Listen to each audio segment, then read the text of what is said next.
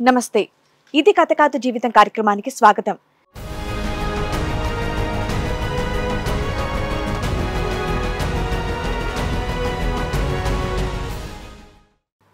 అండి second lockdown అప్పుడు May 23కి marriage అయిందండి. సో తనది సెకండ్ మ్యారేజ్.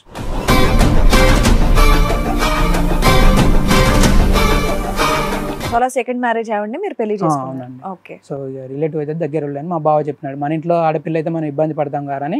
అట్లా ఒక 1 month అట్లా జరిగిందన్నమాట. సో ఈవినింగ్ వచ్చాక ఆ విధంగా చేయించాక ఏమైందంటే తెల్లారి తను నేను ఇంట్లో ఉండను, నాకు ఇలా అవుతుంది అని చెప్పేసి మా ఇంటికి పోతానని చెప్పేసి ఏడుస్తూ ఉండే.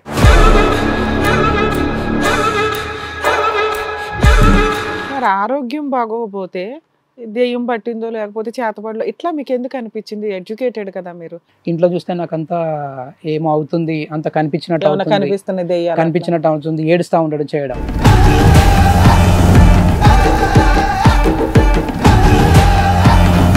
మీకు లేట్ మ్యారేజ్లు మళ్ళీ ఇందులో మీకు చేతపడలు చేసి మీ జీవితాలను నాశనం చేసేయాలని ఎవరు అనుకుంటారు?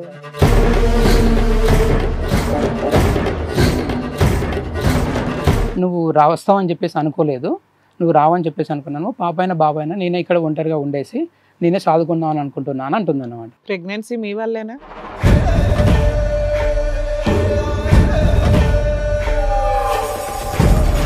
తనప్పుడు ఏం డిమాండ్ చేసిందని అంటే 3rd month 4th month అప్పుడు నాకు ఎవ్రీ మంత్ 5,000 పంపించు అని చెప్పేసి అనింది అన్నమాట. అసలు మీ దగ్గర కాపురానికి ఎందుకు రాలేదు సార్?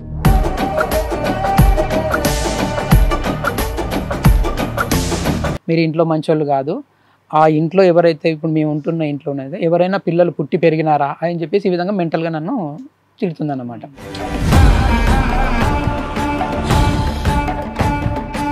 ఫిబ్రవరి మనకు జరిగింది ఏంటంటే మేడం, నేను ఎప్పుడు కూడా వీడియో కాల్స్ చేసినా కానీ తను వీడియో కాల్స్ అబ్బాయిని చూపించకపోవడము. తను ఏం చేస్తుందంటే నేను జనరల్గా ఆమె ఓపెన్ హాల్లో ఉండి మాట్లాడినప్పుడు మాత్రమే వీడియో కాల్ చూపిస్తారు. ఎప్పుడైతే ఈవినింగ్ టైంలో పిల్లగాడు ఆడుకుంటప్పుడు భోజనం చేసినప్పుడు చేసినప్పుడు చూపించమంటే మాత్రము మొత్తం సోఫాల పైన ఈ మాత్రమే కనిపించేటట్టు పెడుతుంది అన్నమాట.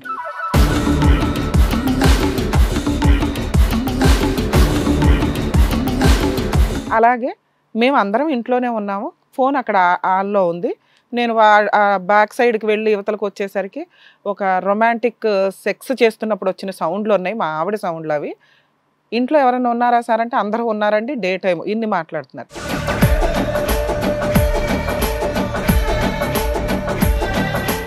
వీటిలో చేయకుండా నాకు మట్టి అంటకుండా వీడిని ఏమైనా చేస్తాం. పోయేటప్పుడు అయితే దిగిపోతాడు, మెట్లు దిగిపోతాడు కదా, అక్కడ మాకు తెలిసిన వాళ్ళు చాలా మంది ఉన్నారు, నేను చెప్పి పెడతాను అంటే మా బామ్మరిది అంటున్నాడు అనమాట. వాళ్ళు ముగ్గురు మాట్లాడుకుంటున్నారు, చంపేద్దామని క్లియర్గా చేస్తూ ఉన్నారు.